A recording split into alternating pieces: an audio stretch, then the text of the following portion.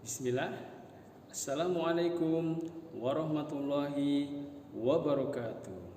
Tapi pun perkenalkan, nama saya Leo Zemikalters, SPDGR, calon guru penggerak angkatan 07 dari Kabupaten Lampung Tengah. Silakan menyaksikan.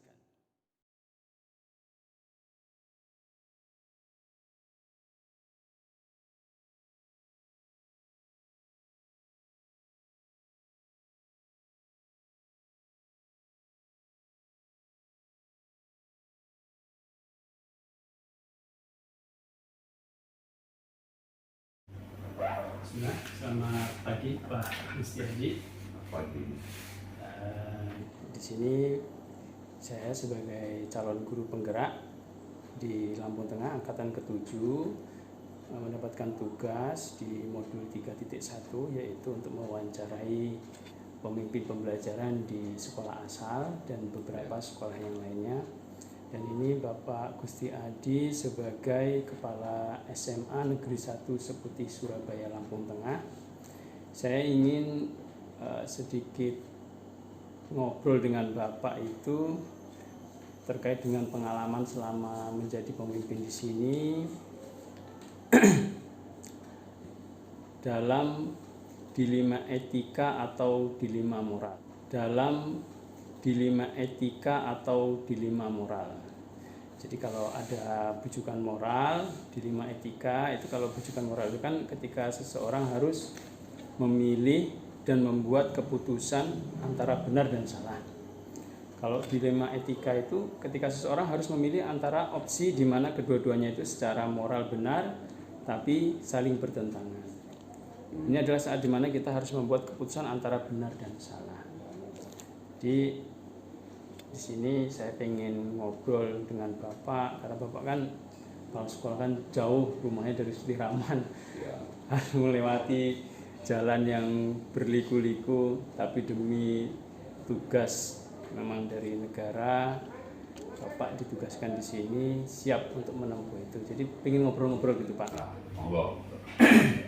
Ini pertanyaan yang pertama itu, selama Bapak menjadi pemimpin di sini itu bagaimana cara Bapak itu mengidentifikasi kasus-kasus yang merupakan dilema etika atau bujukan moral? Baik, terima kasih Pak Leo.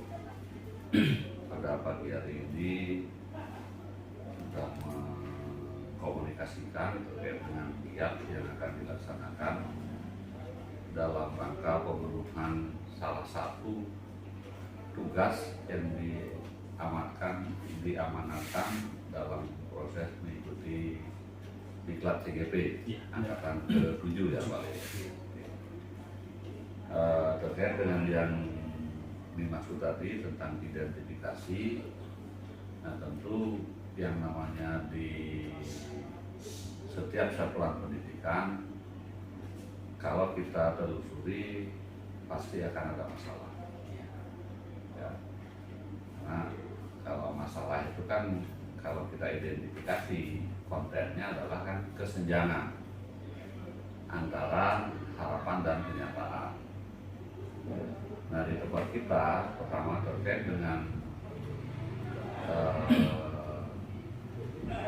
yang diidentifikasi tentang etika misalnya, manakala kita SMA Negeri 1 Seputih Surabaya ini ditetapkan sebagai pelaksana program sekolah penggerak angkatan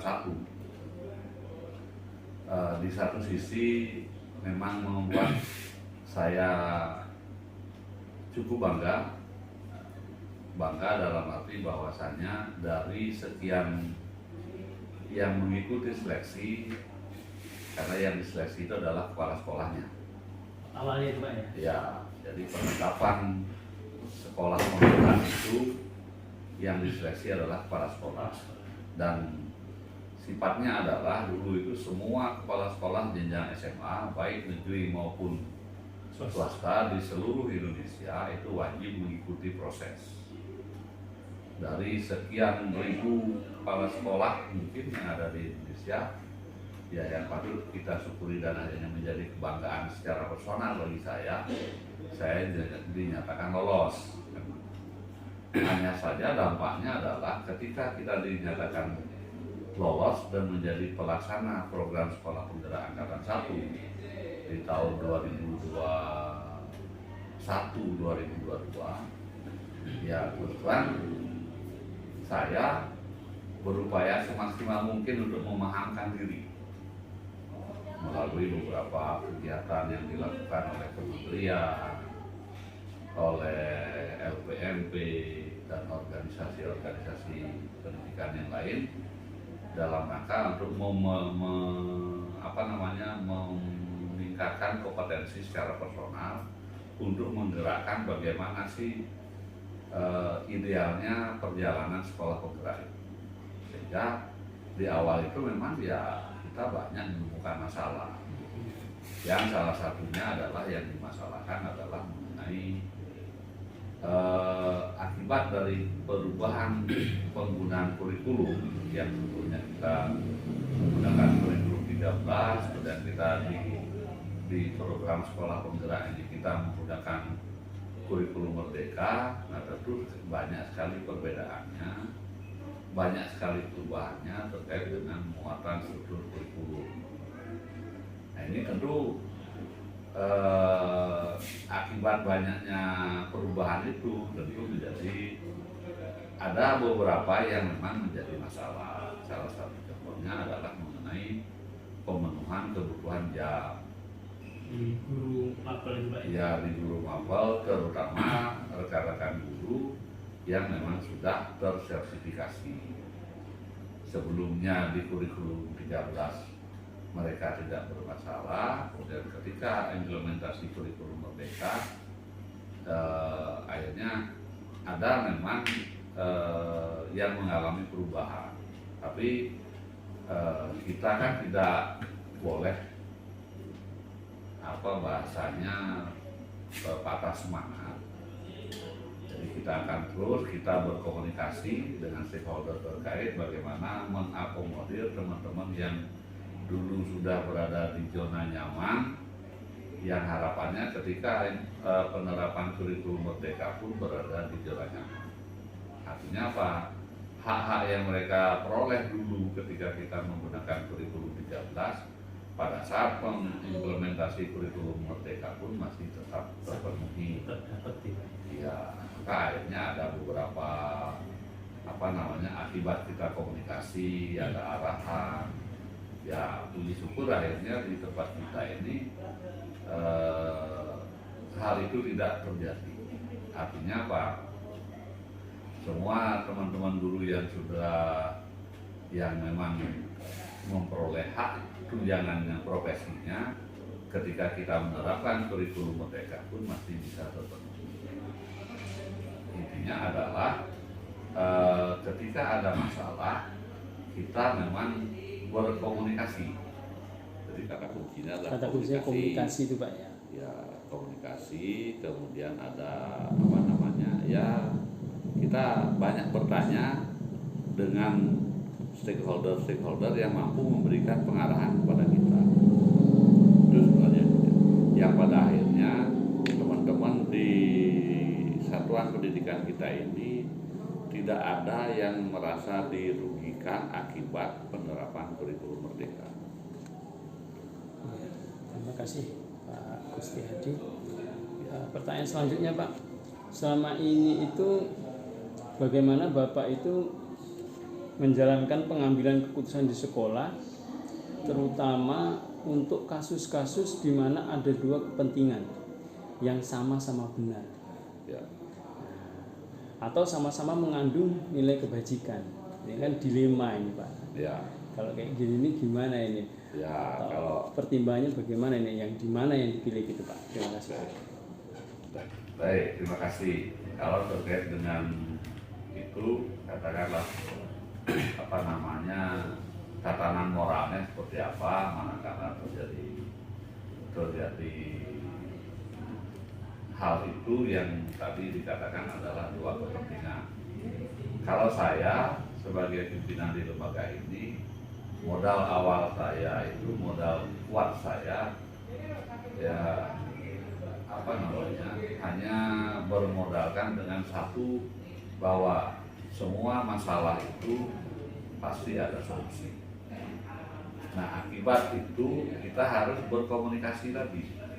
Contoh misalnya kalau guru, rekan-rekan guru, rekan-rekan pendidik, manakala terjadi penurunan kinerja dalam hal melaksanakan tupoksinya sebagai guru, nah tentu ini pun kita awali dengan, kalau tadi berbicara tentang identifikasi masalah, ya kita harus komunikasi dengan yang bersangkutan dan kita cari menemukan akar masalahnya itu apa. Akar masalahnya itu Ya, yang penting Pak ya. Karena saya yakin teman-teman guru manakala mungkin ada kinerjanya yang menurun, pasti ada yang menyebabkan. Ada sebab akibat Ya, juga. ada sebabnya. Kenapa dia menurun?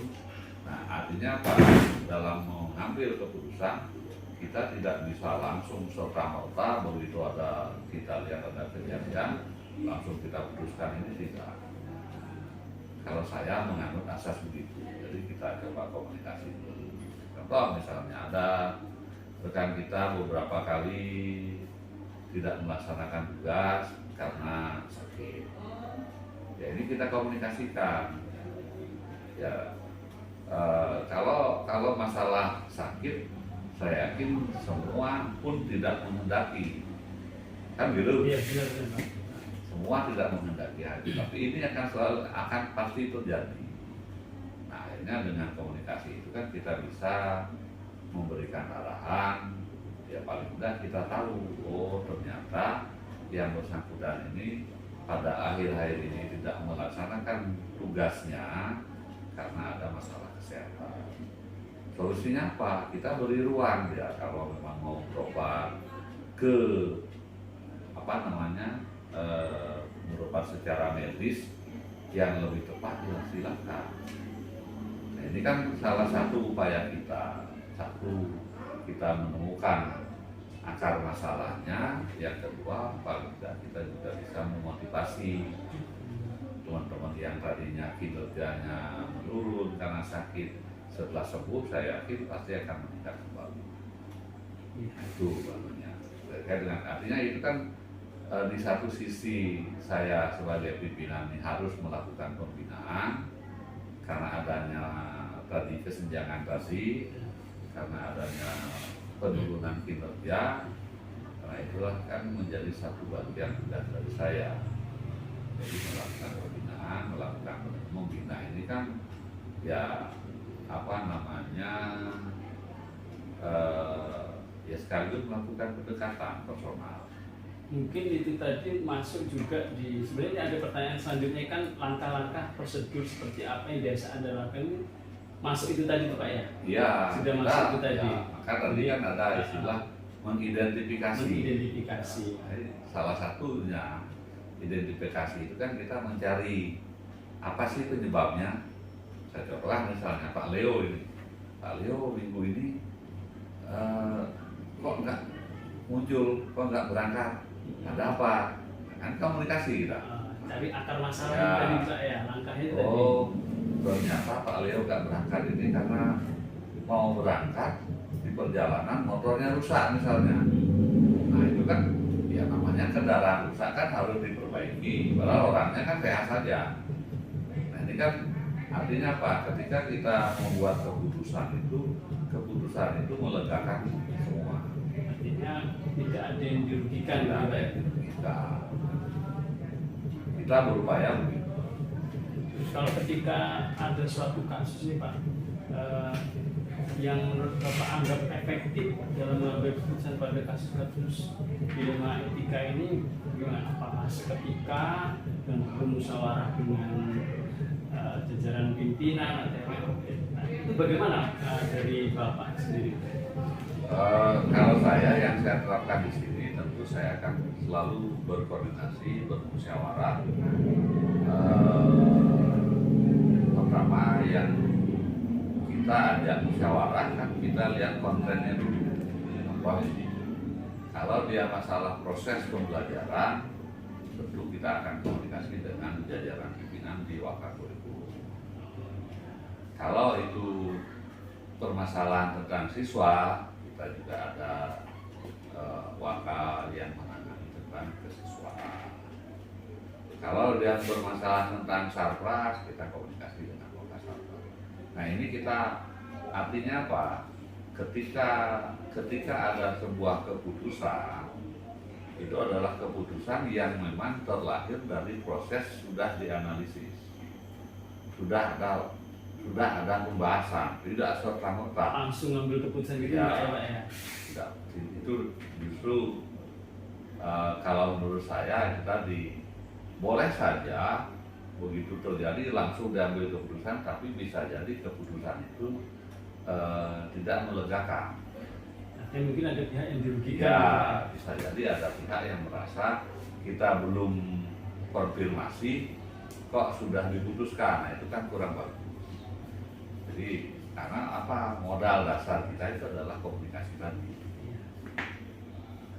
Terkecuali sudah tidak bisa lagi dikomunikasikan, nah itu lain lagi. Seperti saya di sini secara kedinasan kita juga kan punya atasan.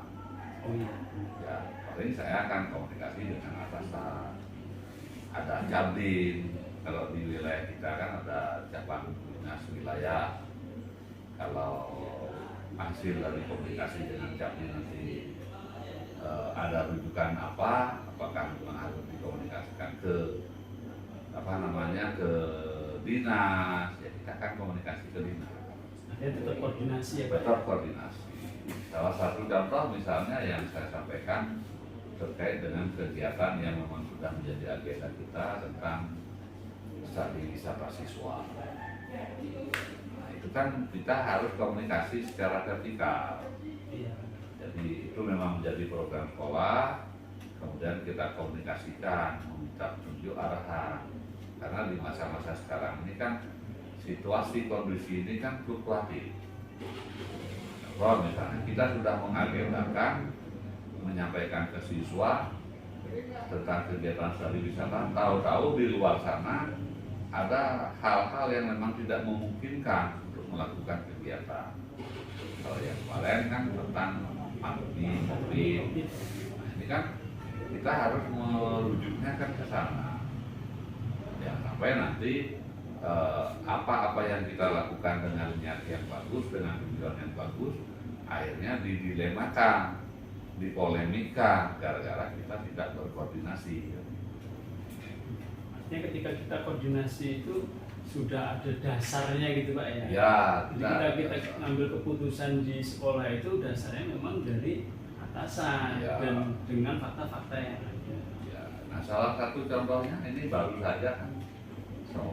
Tadi malam saya dapat informasi kan terkait dengan di sini setiap di bulan Ramadan kita yang sudah kan kita melaksanakan kegiatan buka bersama keluarga besar, guru dan tenaga kependidikan. Nah, karena adanya regulasi surat edaran dari kepala daerah, dari surat edaran dari gubernur yang menyampaikan dasarnya adalah karena masa pandemi ini adalah masa transisi dari pandemi menuju ke endemi.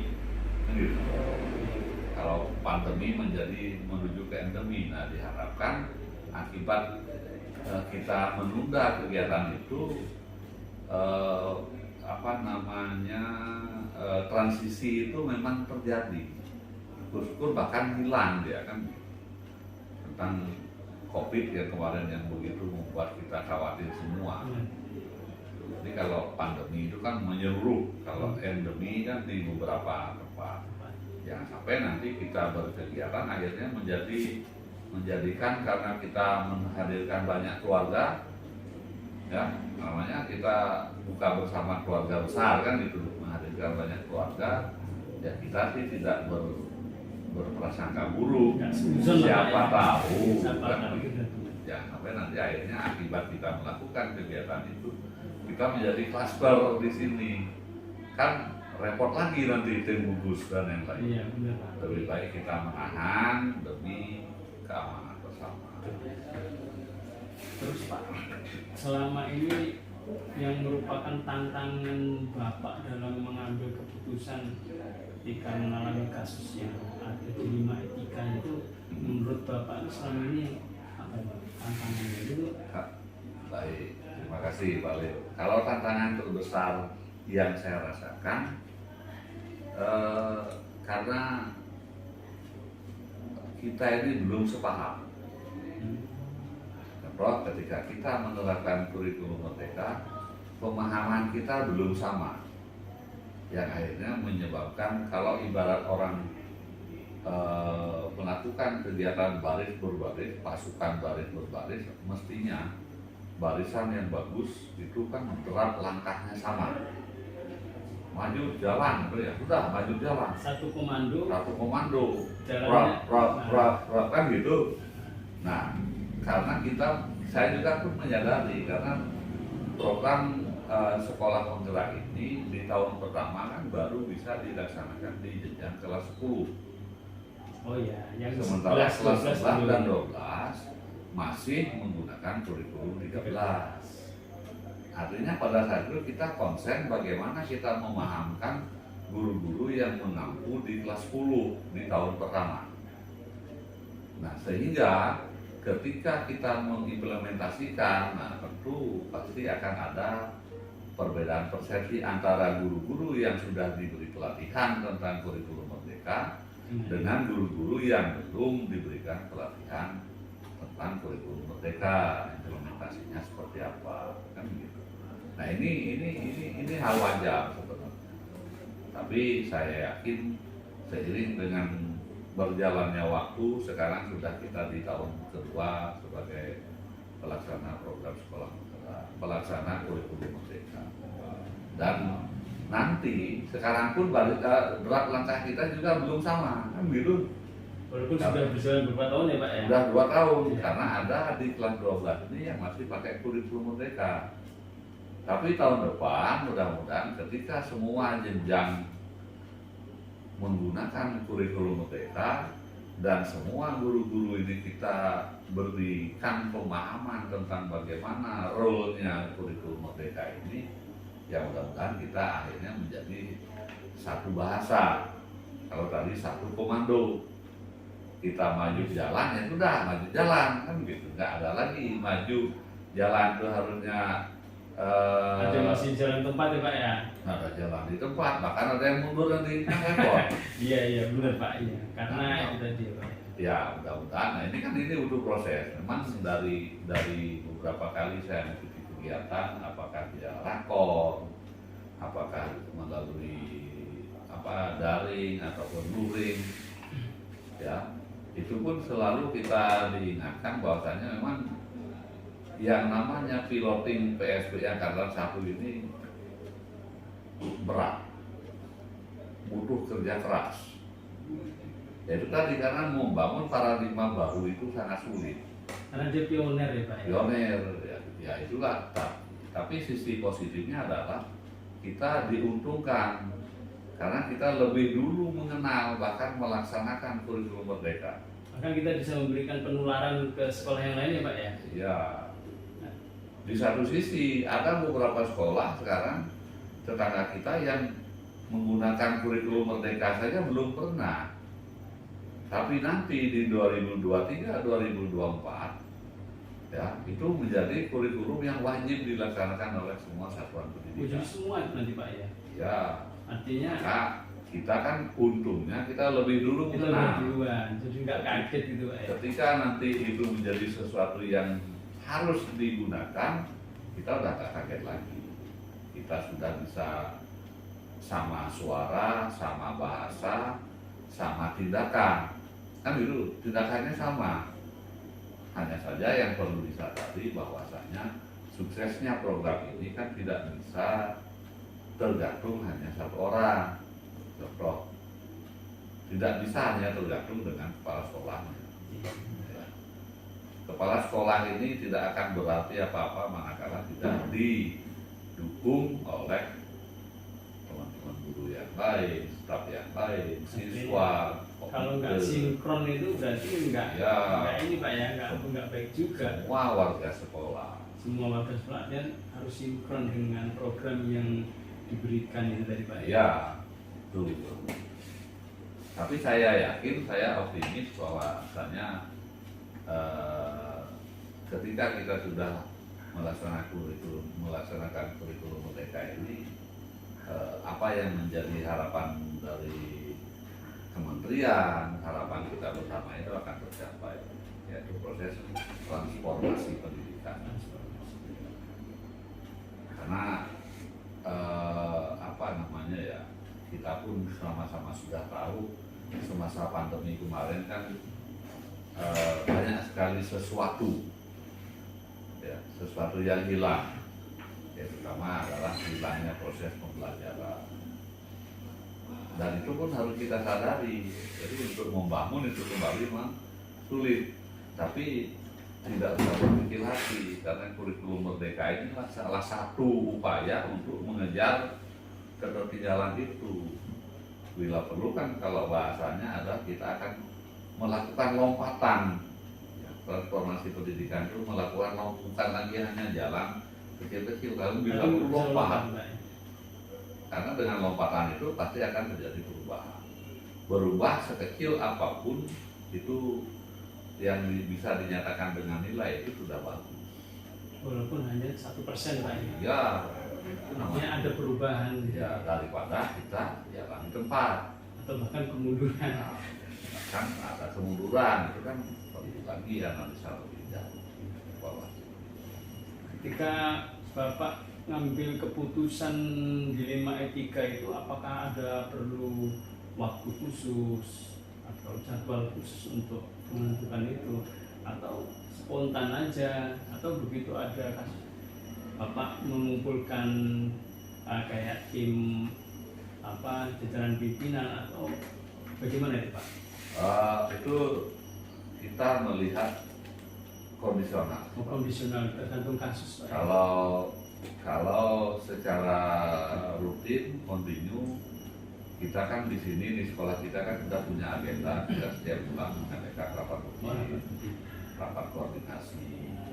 Nah, pada saat rapat-rapat itulah kita berupaya memberikan pemahaman agar pemahaman kita sama, kan gitu. Menyamakan persepsi. Ya, menyamakan persepsi terkait dengan kalau dulu bahasanya kan di tahun pertama yang namanya proyek penguatan profil belajar Pancasila yang P5 itu kan kalau yang sudah diberi pelatihan walaupun belum paham benar, paling tidak dia sudah tahu role-nya ini seperti apa pelaksanaan P5 ini.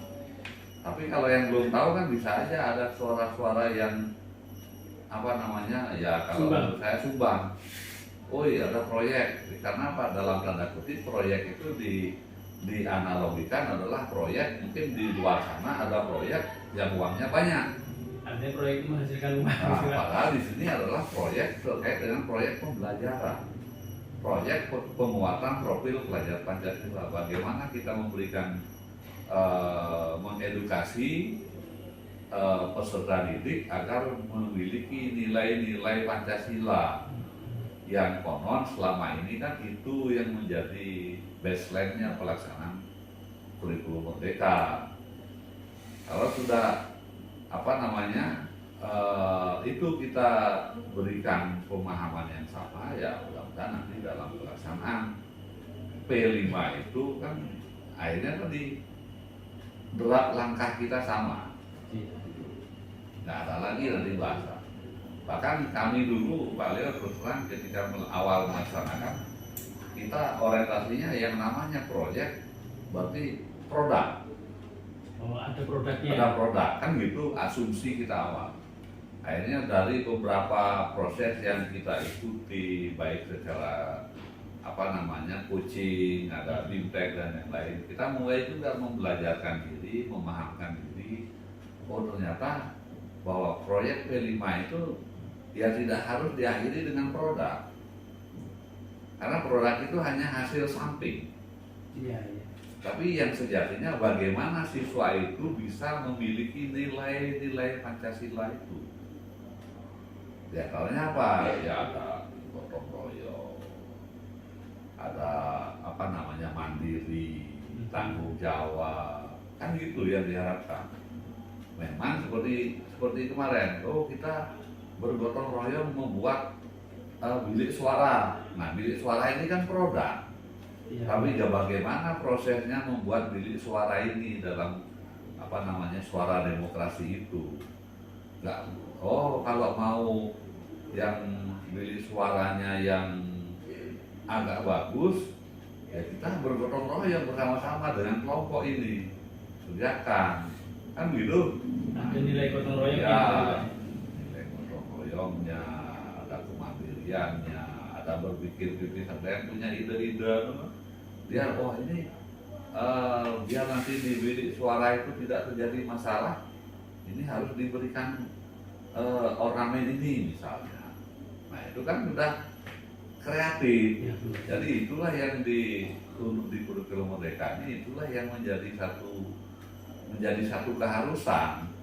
Karena endingnya semua rangkaian penerapan kurikulum Merdeka ini bahwa nilai P5 itu, profil pelajar Pancasila itu yang harus dikuatkan. Terus Pak, adakah seseorang atau faktor-faktor yang mempermudah Bapak ketika mengambil keputusan? Oh, ada, pasti ada. Pasti ada itu Pak? Ya, pasti ada. Kalau di internal kita ini, apa yang sudah kita lakukan di sini, di sekolah ini, ya ini adalah semua diawali dengan proses komunikasi tadi. Kita sharingkan dengan teman-teman jajaran pimpinan, dengan teman-teman jajaran koordinator kegiatan, itu kita komunikasikan. Secara vertikal, ya saya juga komunikasi karena itu menjadi tanggung jawab saya sebagai pimpinan. Saya harus mengkomunikasikan dengan atasan, dengan pengawas, kan gitu kan, ada pengawas pembina, dengan cabin, atau bahkan dengan di Lampung kita punya organisasi yang KKS, ya kita komunikasi dengan KKS. Itu termasuk faktor-faktor pendukungnya? Ya, termasuk juga dengan komunitas sekolah penggerak. Karena di Lampung angkatan 1 itu jenjang SMA kita ada 15 sekolah penggerak di Lampung. Termasuk kita ya Pak ya? Ya, Provinsi Lampung itu di angkatan 1 itu kan ada 3 kabupaten piloting, Lampung Tengah, Metro, dan Pesisir Barat. Ya puji syukur Lampung Tengah ini adalah sekolah yang terbanyak ditetapkan sebagai sekolah penggerak di angkatan 1 untuk jenjang SMA. Ada 10 sekolah. Kemudian di Metro itu ada 3 sekolah, di Pesisir Barat ada 2 sekolah. Ya 15 sekolah ini kita aktif komunikasi. Karena itu tadi, ketika baru pertama kali kita mengenal kurikulum Merdeka, kita kan baru kenal, belum paham. Bagaimana pelaksanaannya sama-sama nggak tahu. Karena piloting. Kalau yang tahun kedua, yang angkatan kedua, bisa jadi kan dia sudah punya modal untuk belajar dari teman-teman yang sudah melaksanakan di angkatan 1. Maka boleh dibilang yang angkatan 2 ini lebih mudah melaksanakan. Karena udah dicontohnya Pak. Sudah ada yang dicontoh. Nah kalau kita kan yang ditiru saja belum ada. Baru hanya digelontorkan, bahkan kalau kita ingat perjalanan kurikulum Merdeka itu, dulu kan namanya kurikulum sekolah penggerak. Belum ada nama. Belum ada nama ya. Belum ada nama, tapi baru dilabelisasi sedikit namanya kurikulum sekolah penggerak. Kurikulum sekolah penggerak itu yang seperti apa? Kan gitu pertanyaannya. Bahkan sampai kami dulu waktu rakor di Solo itu awalnya, sampai kenapa sih kok nggak langsung saja diberi nama? Karena masih berupa draft dulu, masih rancangan. Masih rancangan gitu. Itu akhirnya seiring dengan perkembangan waktu, kajian-kajian dari para pemerhati pendidik tentunya, para ahli, akhirnya ada perkembangan lagi namanya kurikulum prototipe kan. Udah itu baru kemudian akhirnya di menjelang akhir tahun pertama pelaksanaan PSP itu barulah kemudian ditetapkan bahwa kurikulum yang digunakan adalah kurikulum merdeka, yang pada saat itu bagi sekolah yang bukan PSP kurikulum merdeka itu sifatnya opsional.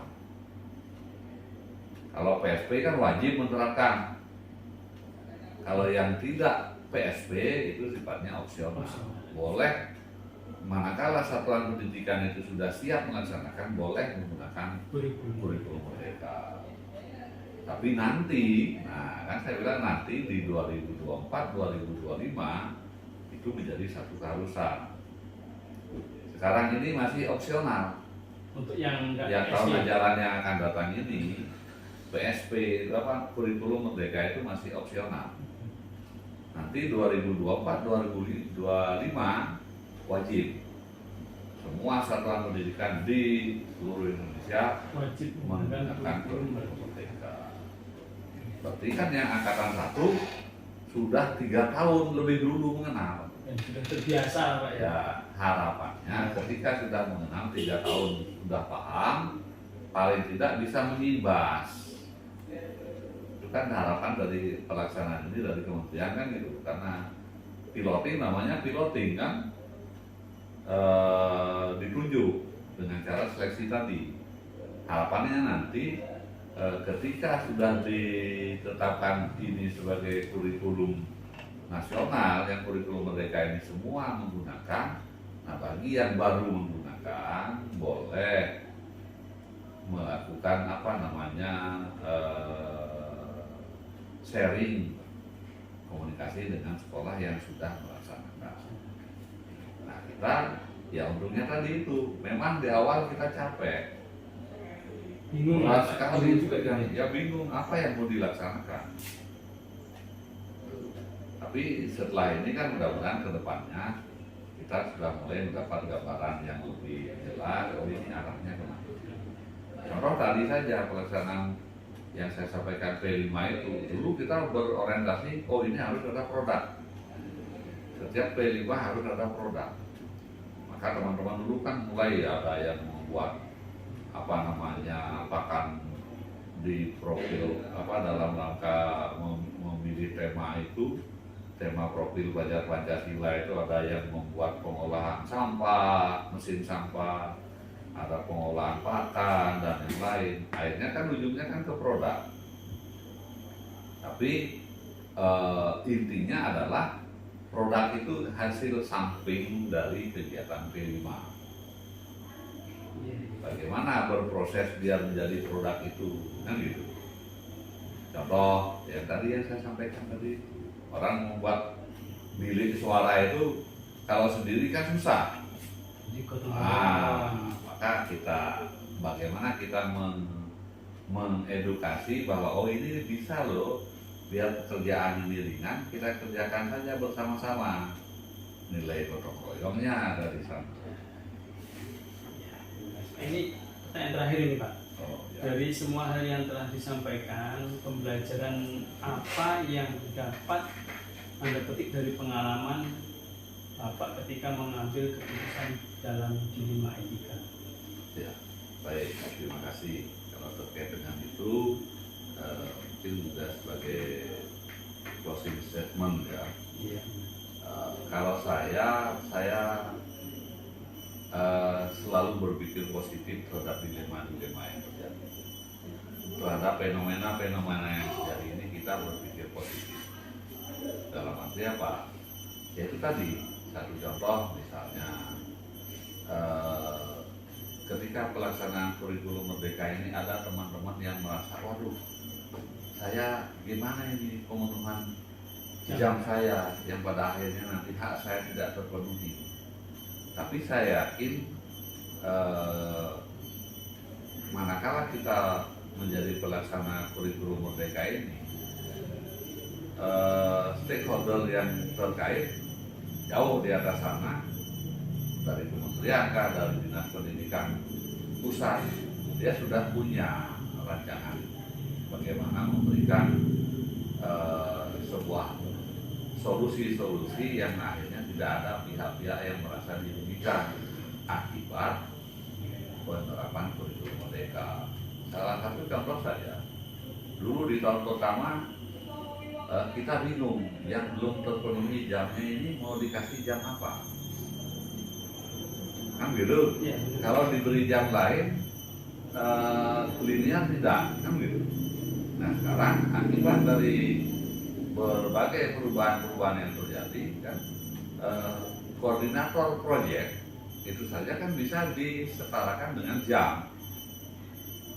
Contoh misalnya Pak Leo baru dapat 22 jam, kan nggak mungkin tunjangan sertifikasi Pak Leo kan tersalurkan, karena data Pak Leo kan tidak valid, kurang jam karena 24 jam minimal. Tapi dengan regulasi yang baru bahwa koordinator proyek itu diekuivalenkan dengan 2 JP.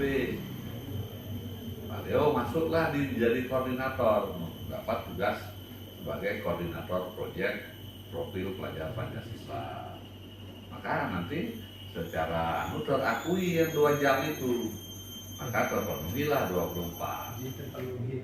Ya, nah itu yang makanya saya sering sampaikan dengan teman-teman, jauh di mungkin tanpa sepengetahuan kita ini, pihak yang membuat regulasi ini sudah memperhitungkan, sudah membuat rancangan-rancangan yang bagus, yang pada akhirnya bahkan bila perlu kita ini diberikan beberapa kemudahan, kan gitu. Satu contoh dari kementerian kan ada yang namanya platform mengajar. Kita tinggal mengakses, Pak Leo butuh perangkat apa, kan sudah disediakan kan? Tinggal kita bagaimana kita sekarang, kita ini action kita seperti apa? Karena platform di sana itu perangkat pembelajaran itu mau langsung digunakan boleh, tapi lebih bagusnya ada upaya-upaya modifikasi kan, sesuaikan dengan sesuaikan dengan lingkungan kita, sesuaikan dengan warga sekolah kita, karena di setiap satuan pendidikan pasti akan berbeda. Jadi intinya kita berpikir positif saja.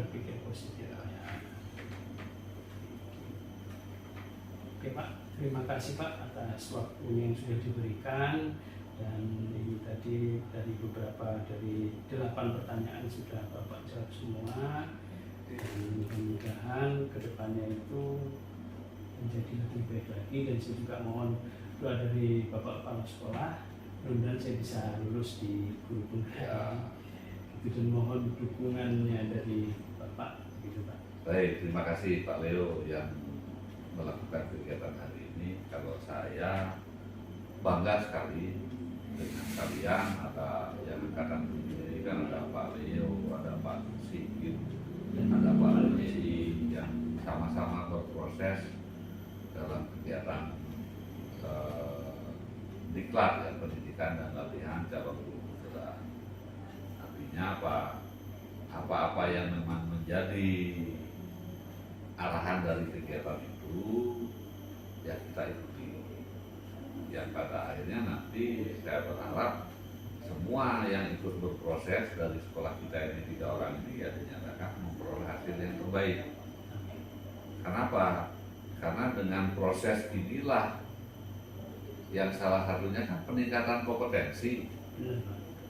Karena baseline-nya adalah bagaimana kita mau meningkatkan kompetensi siswa kalau kompetensi kita belum meningkat. Nah inilah wahananya kan, sama dengan dulu ketika saya sampaikan pada saya itu, saya kenapa sih kok harus yang diseleksi kepala sekolahnya, kan gitu. Memang ya luar biasa. Kalau mengenai tahapan mungkin nggak jauh beda dengan calon guru penggerak kan. Ada wawancara lah, isian esai dan yang lain kan sama aja. Cuman dari sana akhirnya saya memetik satu hikmah dari beberapa kali kegiatan yang saya ikuti, ternyata memang dia. Jadi yang untuk bisa meningkatkan kompetensi sekolah itu yang dicerdaskan pertama adalah kepala sekolahnya, pemimpin pembelajarannya. Setelah itu guru-gurunya. Maka kepala sekolah dulu, saya dulu dilantik, di diklat. Di diklat sama secara daring. Setelah saya selesai, baru kita membuat draft, membentuk yang namanya KP, tim KP, Komite Pembelajaran. Komite Pembelajaran juga dilatih. Maka tadi saya bahasakan, di awal kita mungkin belum sama langkah kita, karena ya kita sadari juga itu, gitu. Belum semua diberikan peningkatan kompetensi. Hanya dulu kan tagihannya hanya 11 orang guru kan, ya 11 itu yang kita latih dulu. Konsep kita di kelas 10 pada saat itu. Yang setelah 11, kelas 12 kan masih kurikulum 13. Mungkin ada juga suara sumbang kayak dulu, paling ya nanti kembali ke laptop kan gitu. Yang kedua intinya bahwasanya semuanya ini harus siap melakukan perubahan. Bukan hanya saya, bukan hanya guru, tapi semua warga sekolah harus mau melakukan perubahan. Kalau memang mau berubah. Kalau tidak mau berubah ya sudah, berarti kan tamat riwayatnya. Ya, dia akan tertinggal, Pak. Iya, tapi nanti akan terseleksi. Benar. Oleh proses, oleh waktu. Tinggal dan terseleksi dan ditinggalkan. Nah, akhirnya begitu. Pak, kalau bahasa kerennya Pak, move on, harus siap move on. Harus siap move on. Kalau kita hanya puas dengan apa yang kita miliki saat ini, wah ya repot. Artinya gini, contoh nih, aku kira cukup semini wae. Nah ini kan nggak mau berubah nih. Nada itu kalau saya artikan nggak mau berubah. Iya, betul. Iya, akhirnya kita beri pemahaman apapun seolah-olah karena dia puas hanya dengan apa yang dia miliki pada saat itu. Yang lain mau kita berikan ditolak kan gitu. Saya sudah nutup diri. Karena apa? Kalau kembali berbicara filosofi sekarang kan gitu. Kalau saya sering di beberapa kali kesempatan, bahkan jauh sebelum ini, saya secara pribadi pun dulu saya memang sering mengilustrasikan diri saya itu seperti gelas yang memang berisi. Memang berisi tapi tidak penuh. Tuh. Contoh ini, ini gelas. Nah, kira-kira kita sudah berisi. Tapi isi itu artinya kita sudah punya modal. Tapi kita tidak menutup diri manakala ada informasi yang mampu meningkatkan kompetensi kita.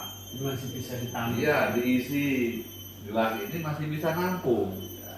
Tapi kalau hanya dengan hadir, Pak Leo hadir dengan gelas yang penuh, puas dengan apa yang kita miliki sekarang. Ketika diisi orang-orang lain tumpah. Kan menong. Iya. Betul. Kira-kira begitu, Pak. Iya, Pak. Terima kasih, Pak, atas waktunya. Sudah dibantu untuk menjawab semua pertanyaan dan saya mau undur diri. Ya. Karena ini saya juga nanti mau wawancara di tempat lain. Di tempatnya Pak Ngatimin. Oh. Karena dekat rumah kan di sana, Yeah. Pak. Gitu, Pak. Terima kasih, Pak. Terima Ya, kasih, Pak. makasih sama-sama ya. Semangat ya. Dan sukses.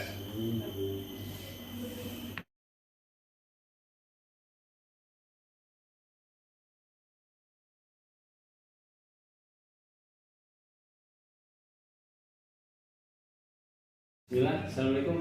Waalaikumsalam. Sehat, Pak. Alhamdulillah. Sehat, Pak Lif. Alhamdulillah, senang bisa ketemu sama Pak Ihsan ini, guru kepala sekolah termuda menurut saya. Ya, termuda. Kata Se-Indonesia. Se-Indonesia, Mas. Mantap. Sekolah penggerak termuda Ini se-Indonesia. juga masuk sekolah program sekolah penggerak. Ya, alhamdulillah. Alhamdulillah. Mudah-mudahan kedepannya bisa menjadi lebih baik lagi Pak Ihsan. Ini Pak Ihsan, maksud saya kesini itu mau sedikit wawancara terkait dengan dilema etika dan kehidupan moral. Jadi ada beberapa poin-poin pertanyaan yang harapan saya nanti Pak Iksan bisa membantu untuk menjawabnya. Ya, insya Allah bisa. Kita mulai Pak Iksan ya. Boleh, silakan Pak Leo. Selama ini bagaimana Bapak itu dapat mengidentifikasi kasus-kasus yang merupakan dilema etika atau rujukan moral?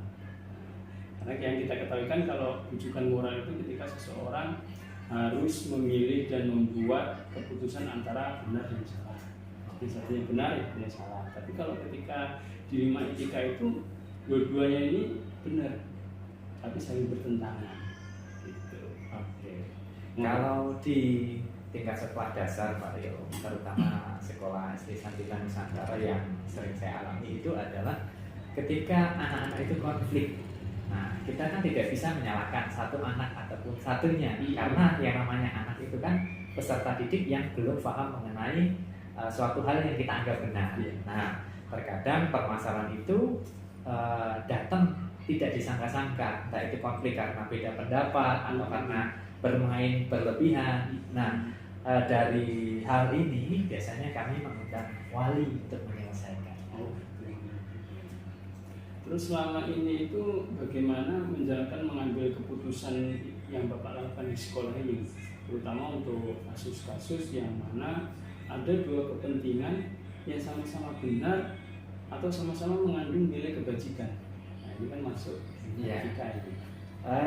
Terkait dengan hal tersebut, ya saya selalu berusaha objektif untuk menyelesaikan sebuah permasalahan. Objektif ya Pak ya? Iya, harus objektif. Karena ketika kita tidak objektif, itu akan timbul masalah baru Pak Leo.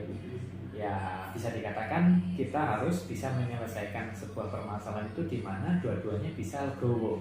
Nah, tidak ada ibaratnya unek-unek di belakang, gitu. Harus clear di situ. Oleh karena itu saya selalu berusaha melihat dari mana sisi kedua-duanya permasalahan tersebut. Jadi seperti itu. Jadi tetap objektif. Objektif. Terus langkah-langkah atau prosedur seperti apa ini yang biasa Bapak lakukan selama ini? Mengenai langkah-langkah, ya pertama kan kita harus tahu, lihat seperti apa dulu permasalahannya. Nggak langsung kita tahu-tahu menghakimi ataupun memberikan solusi. Nggak spontanitas. Nggak spontanitas. Sekarang yang namanya di dunia pendidikan kita harus tahu dulu terlebih dahulu permasalahannya seperti apa, lalu siapa yang terlibat dalam permasalahan tersebut, lalu juga latar belakangnya dari permasalahan ini seperti apa, kita harus tahu. Nggak kok tahu-tahu kita memberikan solusi. Ya kalau yang kita berikan itu benar, cocok gitu kan, nggak cocok nambah masalah baru. Artinya nanti ada pihak yang dirugikan ya Pak ya? Iya. Artinya berarti kita itu kalau saya menangkap dari jawaban Bapak itu kita perlu mencari akar masalahnya. Iya. Tepat sekali Pak Leo. Nah, baru kita analisis. Yang selanjutnya kita mendiskusikan bareng ataupun bersama orang-orang yang kita libatkan. Seperti kalau di sekolah dasar itu kan ada siswa, ada guru. Kita juga mengundang pihak wali murid agar masalah ini dapat terselesaikan. Karena ketika kita menyelesaikannya hanya dari siswa dan guru, disertai bisa selesai. Tapi ketika anak pulang cerita, nah dan penyampaiannya tidak pas, itu akan menjadi masalah baru. Oleh karena itu ya orang tua harus kami libatkan pada setiap permasalahan yang ada. Artinya gamblang ya Pak ya? Gamblang. Jadi informasi itu nggak nyampe orang tuanya yang berbeda. Iya. Walaupun sudah dijelaskan. Iya, benar sekali. Iya. Benar Pak. Terus hal-hal apa saja nih yang selama ini Bapak anggap efektif dalam pengambilan keputusan dalam kasus-kasus dilema etika ini? Kan namanya dilema kan, kadang kita bingung, kita sendiri aja kalau kita mengalami kasus kita bingung ini, gitu Pak. Hal yang saya anggap efektif yang selama ini saya lakukan yaitu komunikasi yang baik, komunikasi. Karena tanpa ada komunikasi yang baik, yang namanya dilema tidak akan selesai. Ketika kita dilema nih, kita komunikasi dengan guru, kita komunikasi dengan orang tua, pasti akan ada jalan keluar. Dan jalan keluar itu pasti lebih baik daripada hanya kita pendam sendiri gitu. Jadi kita bersama-sama antara guru, siswa, dan orang tua itu saling berkolaborasi untuk menyelesaikan suatu permasalahan gitu. Karena dari komunikasi tadi Pak ya? Komunikasi harus efektif. Terus hal-hal apa saja nih Pak yang selama ini merupakan tantangan dalam pengambilan keputusan dalam kasus-kasus dilema etika ini selama atau mungkin selama di PSP ini udah 2 tahun ini Pak ya? Sudah 2 tahun. Hal yang menurut saya menjadikan tantangan yang pertama Pak Leo, peserta didik terutama di sekolah dasar ini kan memiliki ciri khas yang berbeda, karakter latar belakang yang berbeda, background keluarga yang berbeda, pekerjaan orang tuanya pun juga berbeda. Ini sangat berpengaruh sekali. Gitu, Pak, ya, Sangat berpengaruh.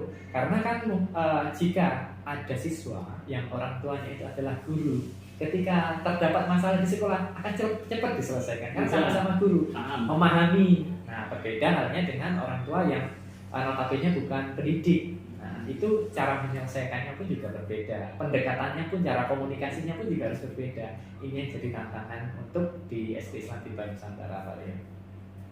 Jadi memang pekerjaan itu memang benar-benar pengaruh ya. Iya. Itu. background keluarga terutama. Terus apakah Bapak itu memiliki sebuah tata cara atau jadwal tertentu dalam menyelesaikan sebuah penyelesaian kasus dilema etika? Apakah jenengan itu langsung spontanitas menyelesaikan di tempat atau memiliki jadwal khusus atau bentuk atau prosedur seperti apa nih yang Bapak jalani di sana? Kalau bicara mengenai jadwal Pak Leo, kita harus tahu dulu permasalahannya seperti apa. Jika kita melihat permasalahan itu urgent, artinya harus diselesaikan hari itu juga, ya maka harus diselesaikan. Kondisional Pak? Kondisional. Karena ketika kita tidak menyelesaikan bisa jadi kan tambah panjang, permasalahannya akan berbeda lagi gitu. Nah, yang kedua, saya terkadang juga menyusun jadwal, karena kan yang namanya saya juga memiliki kesibukan, guru-guru juga ngajar, beserta orang tua pun juga kadang ada yang di puskesmas, ada yang dagang, ada yang ngajar, ini itu kita kan harus menyusun jadwal untuk gimana caranya kita bisa duduk bareng. Iya, seperti itu Pak Leo. Jadi kondisional Pak ya. Terus adakah seseorang atau faktor-faktor yang selama ini mempermudah atau membantu Pak Iksan dalam mengambil keputusan dalam kasus-kasus dilema etika itu? Jika kita berbicara kasus-kasus Pak Leo, kita kan tidak lepas dari tenaga pendidik, pendidikan yang ada di sekolah.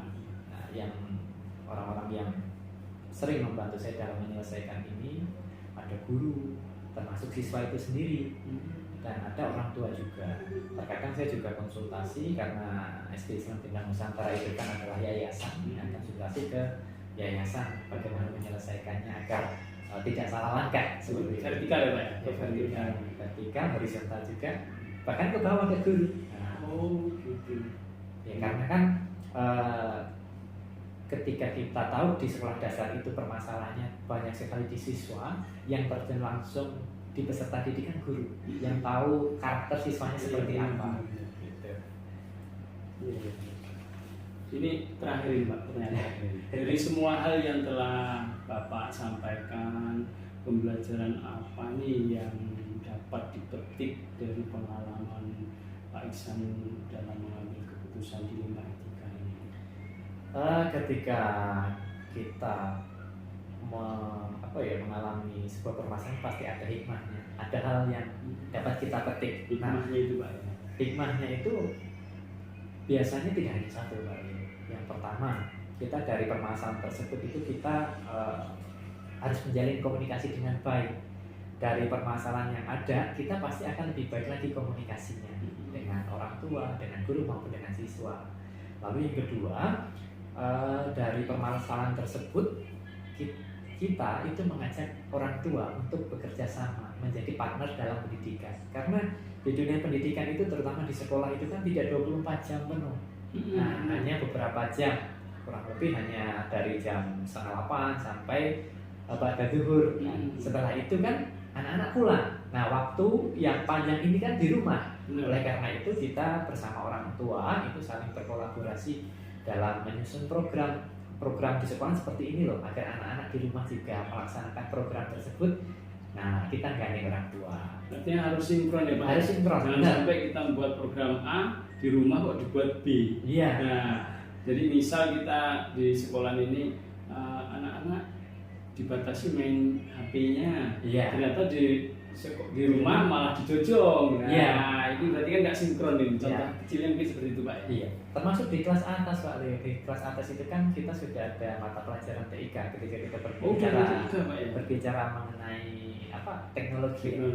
Nah, anak-anak itu sudah jauh sekali pembelajaran. Bahkan jika dibandingkan dengan anak-anak SMA, saya yakin masih jauh sama anak SD. Sudah desain grafis dan lain macam sebagainya. Bahkan udah desain Sudah grafis di sini, Pak. Desain Masya Allah. grafis, membuat animasi. Hmm. Nah, itu. Nah, kolaborasi seperti ini yang saya sampaikan ke orang tua agar di rumah itu ketika anak itu kan nggak bisa kita larang untuk tidak bermain HP, bisanya kita arahkan. Oh Bu, ini loh Bu, tugas di sekolah yang kaitannya dengan teknologi. Dan ternyata di rumah juga anak-anak itu tertarik untuk belajar dengan menggunakan teknologi. Alhasil teknologi yang ada sekarang itu tidak bisa dibendung, Nggak bisa. hanya bisa diarahkan. Iya. Seperti kita memberikan golok ke anak. Golok itu mau dibuat seperti apa, itu kan tergantung kita memberikan treatmentnya. Iya, benar.